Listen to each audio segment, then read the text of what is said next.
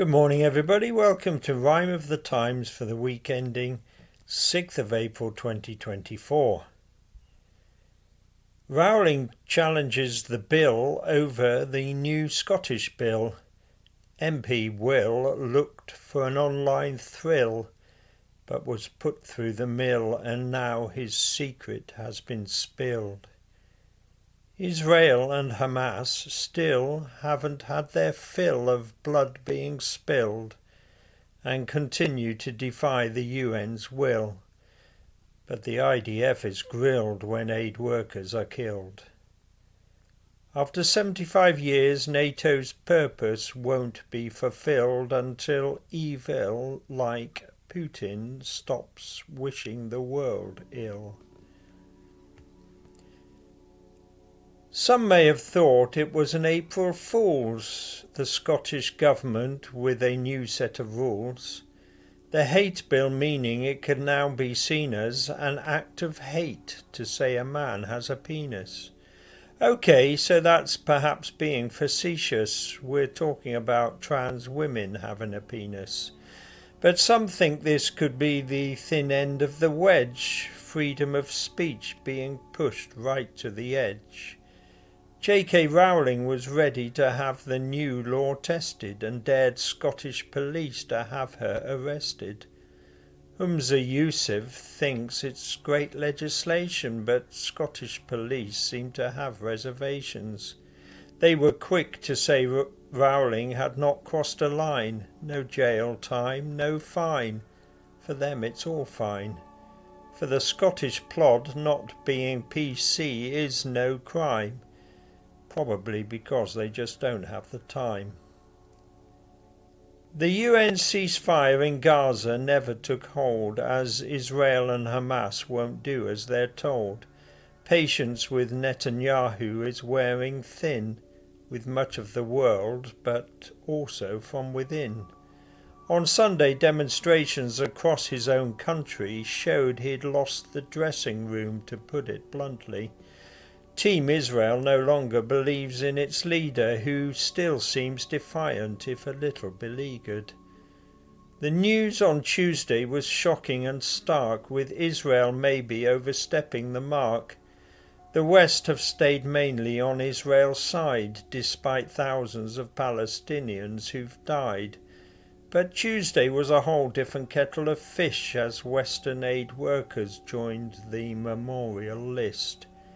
In a war where much innocent blood has been spilled, 200 aid workers have already been killed. But most of those were Palestinian souls, and it seems it's more serious when Brits are involved. 3 of the 7 who were killed on Tuesday hailed from and were now hailed by the UK. The Magnificent 7 World Central Kitchen staff were there just to try to not let people starve. On Friday, the IDF owned up to its error. They'd caused the inadvertent act of terror. But while Britain wrings its hands, there's no forgetting we're still supplying the Israelis with weapons. A blind eye cannot be turned any further, with anger towards Israel reaching a fervour. And is Israel now using the weapon of famine? A blind eye can't examine, so we can only imagine. The US and Britain, to show they're impartial, keep dropping their food and medical parcels, but for many Palestinians it's too little, too late. They've already resigned themselves to their fate. On Thursday, a show of military muscle as NATO foreign ministers assembled in Brussels. A 75th birthday for the organisation, but not a good time for celebration. Given the world's current perilous state, the shape of things to come doesn't look great. Wars in Ukraine and Gaza are raging. Constant murmurings from Pyongyang and Beijing.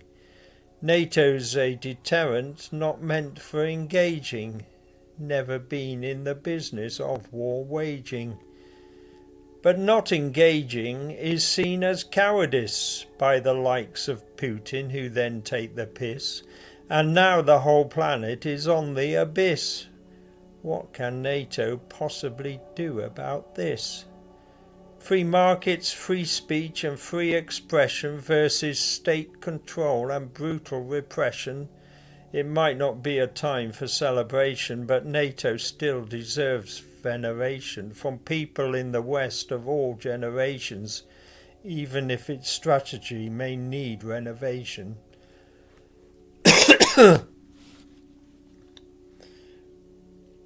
William Ragg is one of those young politicians who's caused waves in the past with his words and decisions.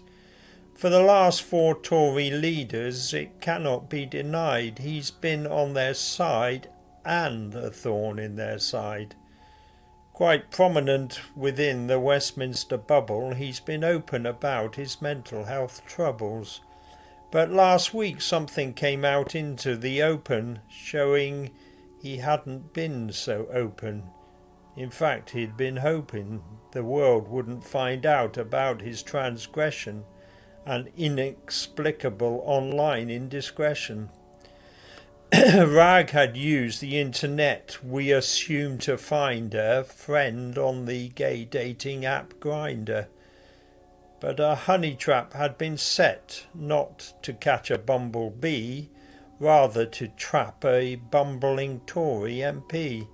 He had been spearfished, and soon he wished he hadn't got mixed up in something so fishy. Whether or not Willie did something silly like sending a close-up of his willy, someone has definitely found his Achilles, and soon he'd shared colleagues' details willy-nilly.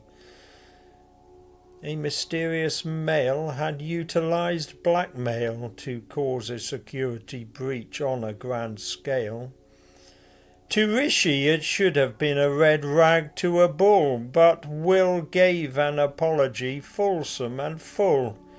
So, while critics saw it as a red-faced rag full of bull, the Prime Minister seemed to remain pretty cool. So Sunak didn't lose his rag, and Rag kept the whip, but in the eyes of many they were just a couple of drips. 9 months of strike action finally bore fruit. On Friday, senior doctors resolved their dispute.